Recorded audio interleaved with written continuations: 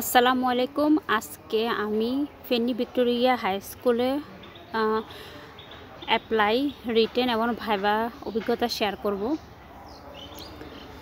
প্রথমে অনলাইনে দেখলাম, আমার এক ফ্রেন্ডস আমাকে বলল ফেনী ভিক্টোরিয়া হাই স্কুলে অ্যাপ্লাই করার জন্য। তারপর আমার একজন আঙ্কেল আমাকে বলল যে ফেনী ভিক্টোরিয়াতে অ্যাপ্লাই করার জন্য ওনার লোক আছে এরকম।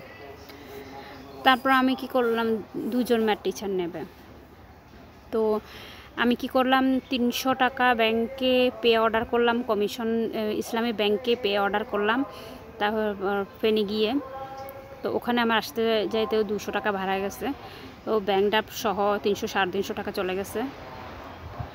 তারপর ব্যাংক ড্রাফট করলাম, অনলাইনে পে অর্ডারে ভিডিও দেখলাম, তারপরে ব্যাংক ড্রাফট করলাম ইসলামী ব্যাংকে। তারপরে ওখান থেকে সত্যায়িত কাগজপত্র, সার্টিফিকেট বা ন্যাশনাল আইডি কার্ড সব কিছুই ওখানে সত্যায়িত করে, ছবি টবি সব কিছু।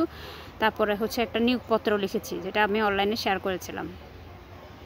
ঠিক আছে, বেসরকারি স্কুলে আবেদনের একটা ফর্ম ছিল, ওইটা পূরণ করেছি। তারপর আমি চাঁদগাঁজ ইসলামিয়া জব্বারিয়া মাদ্রাসার একটা অভিজ্ঞতা সনদ নিয়েছি, যেখানে আমার 5 বছরের গণিতের অভিজ্ঞতা আছে টিচিং প্রফেশনে। তো ওইটা নিলাম। তারপরে সব কিছুই কালেকশান করলাম, করার পরে তারপরে চারিত্রিক সনদ, নাগরিক সনদ, ওগুলো ইউনিয়ন থেকে নিলাম, নেওয়ার পর সত্যায়িত করলাম। তারপর ওখানে জমা দিলাম ওই দিনই। তারপর চলে আসলাম। তারপর যে ওখানে কোনো সিলেবাস ছিল না। তো সিলেবাস যেহেতু ছিল না, তো আমি 9-10 ম্যাথ করছিলাম প্রিসেপ্টর টেক্সট বুক রিভিউ থেকে। 6, 7, 8, 9, 10 এর ম্যাথগুলো আমি করছিলাম। তো সবগুলো ম্যাথে ওখান থেকে করলাম, বই থেকেও সবগুলো বই কারেকশান করে ওখান থেকে করলাম। করার পর আমি ভাইবা দিতে গেলাম, রিটেন দিতে গেলাম লিখিত। ওটা যে ডিসেম্বর মাসে, ওটা 21 তারিখে 2024। তো লিখিত পরীক্ষা দিলাম। তারপরে কেমিস্ট্রি আসলো, সব কিছু ইংলিশ ভার্সনে এসেছে। 36 জুলাইটা এসেছে ইংলিশ ভার্সনে। তারপরে যে জিকে এসেছে, জৈব রসায়নের জনককে, ফেনীর মধ্যে 2জন পাওয়ারফুল নারীর কথা লেখার জন্য লিখিত এসেছে। তারপর অনেকগুলো ম্যাথ এসেছে, হার্ড ম্যাথ, যেগুলো চিন্তা করতে অনেক সময় লাগে ওগুলো। তারপরে জ্যামিতির জায়গাগুলো, সামান্তরিক, বর্গক্ষেত্র, আয়তক্ষেত্র, এই জিনিসগুলো ইংলিশে এসেছে চিত্রসহ। আমি পেন্সিল নিয়ে যাইনি, তো আমি কলম দিয়ে এঁকে দিয়েছি। তো যতটা দেখেছি কেউ পেন্সিল নিয়ে যায়নি। তারপর লিখিত পাশ করলাম। পাশ করার পরে আমার আঙ্কেল বললো যে লিখিত পাশ করলে তোমার জব হয়ে যাবে। তো আমি তো খুশিতে নাচতে, আমার ফ্যামিলিও অনেক খুশিতে, প্যারেন্টসও অনেক খুশিতে নাচতেছে।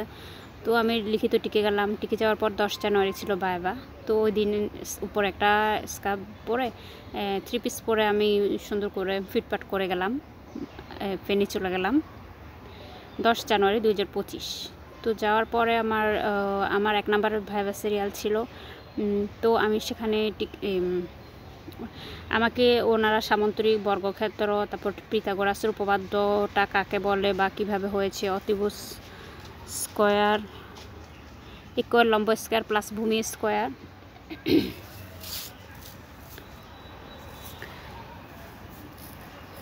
তো সব কিছু বললাম। তারপরে একটা গান বলার জন্য বললো, সেটা আমি বললাম, একটা দেশের গান বললাম, ও আমার বাংলা মাতো রাকুল করার উপস্য দেয় ওইটা। আর একটা কবিতা বলার জন্য বলছি আমি, মাগো ওরা বলে কুমড়ো ফুল ফুলে, ওইটা বলেছি। তারপর একটা সূরা বলার জন্য বলছে, সূরাটা বললাম। বিসমিল্লাহ রহমানির রাহিমটা বলিনি, কারণ যে আমি নার্ভাস ছিলাম, যদিও আমার প্রাইমারি ভাইবার অভিজ্ঞতা আছে। তারপর যে বলছে ফেব্রুয়ারি মাসে 2 তারিখে নিয়োগ দিবে। ওনারা বলছে তুমি কি ফেনী, আমি তো যেহেতু গ্রামের দিকে থাকি, আসতে যাইতে 200 টাকা লাগে। ওখানে 8টা থেকে 5টা পর্যন্ত ডিউটি, আবার প্রাইভেট পড়ানোর কোনো অপশান নাই, ম্যাথ। তো বলছে তুমি কি এখান থেকে জব করবে না ফেনী থাকবে সেটেল? আমি বলছি ফেনী সেটেল হয়ে যাব। তারপর ওখানে আবার শাড়ি পরে, উপরে স্কার্ফ পরে, সব কিছু রেডি, ওভাবে শাড়িটা ওখানে ড্রেস আর কি। তো সব মিলিয়ে আমি রাজি হয়ে গেলাম। তারপরে হচ্ছে যে ভাবছিলাম জবটা হয়ে যাবে, যেহেতু একটু মানে পরিচিত ছিল। পরে দেখলাম যে আলটিমেটলি জবটা আর হয়নি। তো পরে বলে দিল যে আপনাকে জবটা আর দেওয়া যাবে না, বছর কল করে জানানো হবে। তো জবটা আর হলো মানে আর জানাইনি, যেহেতু এখন ডিসেম্বর মাস শেষ। দেখা যাক, জানুয়ারি মাস শেষ। তো হয়নি। তো এখন একটা টিউশন ধরছি 5,000, একটা 2,000 টাকা। দেখি এখন কি হয়। সবাই আমার জন্য দোয়া করবেন।